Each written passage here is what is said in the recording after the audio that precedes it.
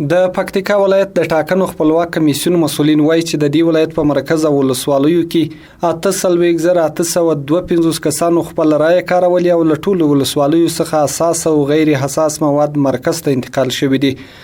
د ټاکنو د خپلواک کمیسیون مشر هارون باور په دې اړه ویل چې پکتیکا کې په ټوله معنا په آرام او امن فضا کې ټاکنې ترسره شوې چې خلکو په خپل خوښه رایه د خپل خوښې نومان ته ورکړه.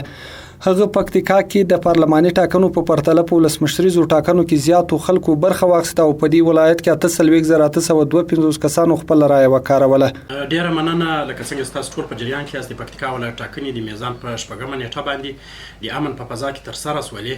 د مخالفینو له تهدیدونو او اخطارونو سره پکتیکاوالو په ټاکنو کې په پراخ ډول باندې حضور درلود او د ټول حساس او غیر حساس مواد چې ولسوالیو ته د انتخاباتو لپاره تللي وو له پلان سره سم بیرته ولایتي دفتر ته راجمع شول او په انتخاباتو کې 8,852 کسانو خپل رایه کارولې ده او دا د مجموعي ارقام دي.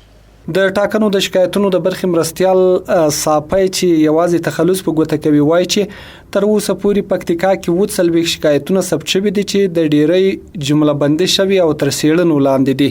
د شکایتونو ثبتولو وخت چې ختم شوی تر ثبتولو وخت ختمېدو پر موږ سره تر اوسه 15 شکایتونه ثبت شوي دي او بررسي تر اوسه جریان لري. پرون ورځ تصنیف بندي درجه بندي وشوه، تر اوسه پورې بررسي ختمه شوې نه ده. یو شکایت د کوم چا چې شکایت کړی د هغې لخوا نه موږ اسناد غوښتي دي او په چا شکایت شوی هغه د دفاع لپاره راوغوښتل شوی. د پکتیکا یو تن اوسیدونکی بهول خان وایي چې پکتیکا کې له زیاتو تهدیدونو سره خلکو په ټاکنو کې ګډون وکړ او د خپل خوښې نومان ته یې رایه وکاروله. بسم الله الرحمن الرحیم. د پکتیکا په ولایت کې ټاکنې نسبت د ولسي جرګې ټاکنو ته ډېرې ښې وي او خلکو پراخ ګډون وکړو ځکه چې دا یوه ملي پروسه وبلله او خلک راووتله رایه اچونې ته. که څه هم چې تهدیدات هم ډېر زیات وو او خلکو مغزه مشوش شوي وو چې دا به بریدونه وشي او ډېر شیان به امنیتي ځواکونو ډېر ښه امنیت ونیول او خلک په ډېر ښه پراخ ګډون په انتخاباتو کې وکړو. د یادونې وړ دی چې د میزان په 8مه ولسمشریزې ټاکنې ترسره شوې چې لا